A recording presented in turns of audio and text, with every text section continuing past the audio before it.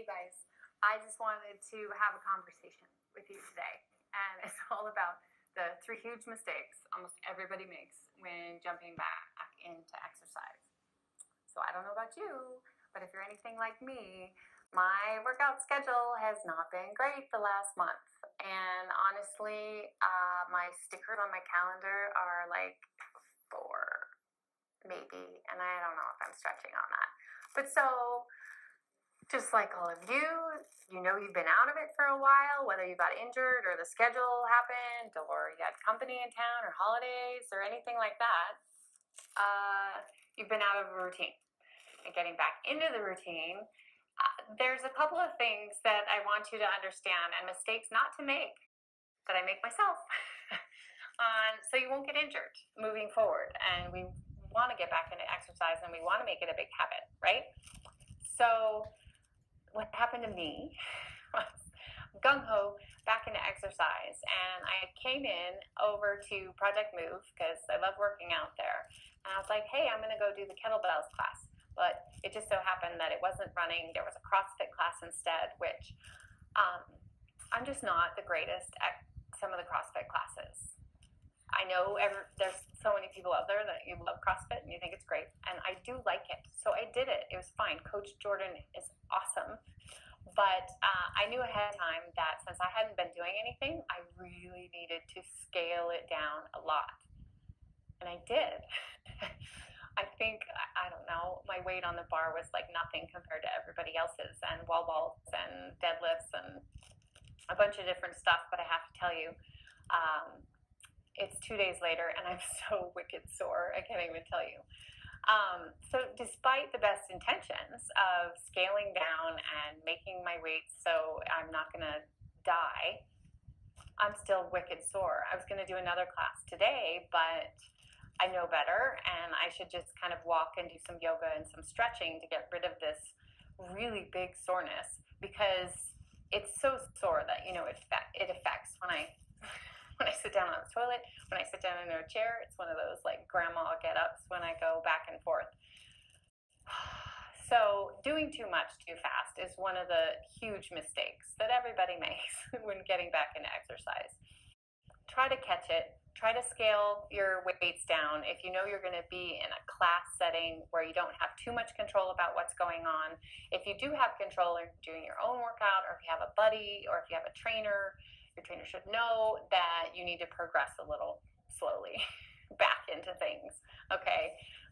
So the first huge mistake is doing too much too fast. The second huge mistake is kind of taking the shotgun approach with everything. You've been out for a while and you haven't been exercising, and you're like, okay, I'm going to do everything all at once. I'm going to try bar, and I'm going to try CrossFit, I'm going to do yoga, and I'm going to run on the treadmill, and I'm going to do all these things. I highly recommend that you don't, because when you take the shotgun approach, it doesn't give your body a chance to get good at something. And when you're getting back to something, if you've never been into exercise before and you're getting into exercise, then you want to get good at something, because then that makes you feel better, because you're feeling results and you're making improvements, and then you're going to go back and do it more. So my recommendation is to pick one or two things, one or two types of exercise, and then build a habit up and get better at that. And then you can start trying new things and doing more. But I'm all about cross training, and I think it's great not to just do endurance or not to just do strength or just flexibility. So you need a well-rounded routine. But when you haven't been doing anything and you're going to do something, you really want to make sure that you're going to be safe and smart about it. You don't want an injury, a big one, to then all of a sudden create a new time where you're not doing anything. And then if you have pain included in that, pain sucks even more. Okay, and then you get into this whole downward spiral with injuries and pain, and you know where that goes. So number two, a huge mistake is that you're taking the shotgun approach. I want you to get good at one or two or three things and then start to try out new things. And the third huge mistake is not getting any support. So it can be any little support. It can be subscribing to my channel. It can be finding a buddy to go to the gym with you. It can be using the free orientation at the gym that you're at. The personal trainers know how to show you around and tell you how to use certain pieces of equipment. You need that support system to do it safely, but then to also become accountable. You want people to start to recognize you where you're going to work out. Then they get to know you, and then guess what? They're going to know if you're gone, which is a little bit of that, accountability push that you might need. And I think it's important to have a support system. I'm happy to be here for any questions that you might have, some new workout that you want to know about. Not all the workouts are right for everybody. There's some of the hot yoga that's pretty advanced, that if you're just starting out in yoga is not a good idea.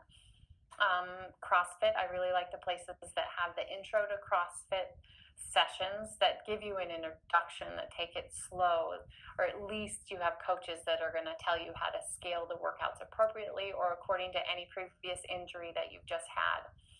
So it's important to really get support. If you don't have support and a buddy system of any kind, it's so easy to just drop off again and lose your consistency. So I wanted to just go over those 3 huge mistakes almost everybody makes when jumping back into exercise, which I'll just review, is doing too much too fast, like I did this week. Number 2 is doing the shotgun approach and doing everything all at once. And 3, not having a support system. All right, so I hope that you can avoid those huge mistakes.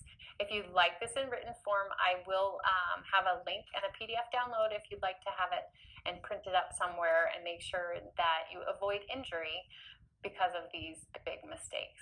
If you have any questions, let me know. Please subscribe to my channel if this jives with you. If it doesn't, then you can find a different channel. There's many trainers out there that are talking the same kind of talk in a different style. But I'd love to keep you around. Let me help you out, and just leave a comment if you like it or you don't like it, or if I can help you in any other way. Good luck.